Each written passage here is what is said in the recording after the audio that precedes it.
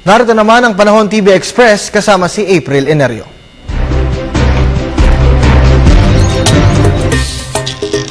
Yes, Kirby, bahagyang humina habang patuloy na nananalasa si Bagyong Marcel sa West Philippine Sea. Hanggang sa ngayon nga ay nasa kanluran pa rin ito ng Iba, Zambales na taglay ang lakas ng hangin na 85 km per hour malapit sa gitna at pagbugso nga abot sa 100 kilometro kada oras. At katulad nga na nabanggit ay mabagal pa rin ang pagkilos nito pakanluran. Nakataas pa rin po ang gale warning sa western seaboards ng Visayas at Luzon. Kaya paalala po natin sa mga mangingisda na delikado po ang pumalaot dahil sa malalaking alon na dulot ng bagyo. Nakataas rin ang public storm warning signal number 1 sa Zambales at Bataan. Kaya paalala natin sa ating mga kababayan dyan na maging alerto sa posibilidad ng flash floods at landslides. Samantala, narito naman ang pagtaya ng panahon sa mga pangunahing lungsod na bansa. Sa Metro Manila, may 24 to 31 degrees Celsius, habang ang Baguio City ay may mababang temperatura na 15 to 19 degrees Celsius.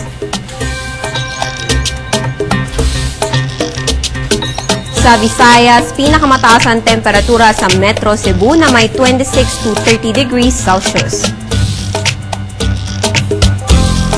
Sa Mindanao, ang Cagayan de Oro ay may 23 to 32 degrees Celsius.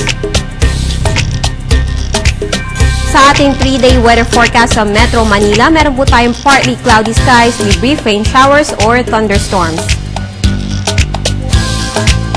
Sa Metro Cebu, may tsansa pa rin po ng mga pag-ulan hanggang sa linggo. Sa Metro Davao, asahan din ng partly cloudy to cloudy skies with brief rain showers or thunderstorms sa susunod na 3 araw. Mga kababayan, ang Oktubre po ay Breast Cancer Awareness Month. At paano nga ba gawin itong breast self-examination? Alamin yan sa tamang oras.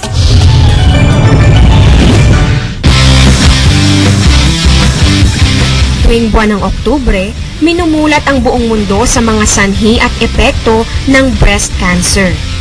Kaya naman ito rin ang tamang oras para alamin kung paano gawin ang tinatawag na breast self-exam o BSE.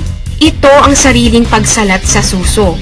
Ayon sa breastcancer.org, dapat gawin ng BSE kada buwan, ilang araw pagkatapos ng monthly cycle o pagregla.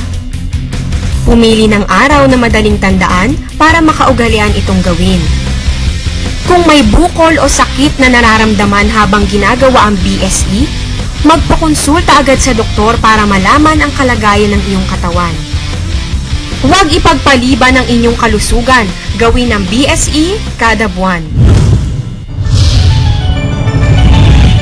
At yan ang latest mula dito sa Pag-asa Weather and Flood Forecasting Center. Tandaan, walang pinipiling panahon ng pagbibigay impormasyon. Ako po si April Enerio para sa Panahon TV Express. Balik sa'yo, Kirby. Maraming salamat, April Enerio.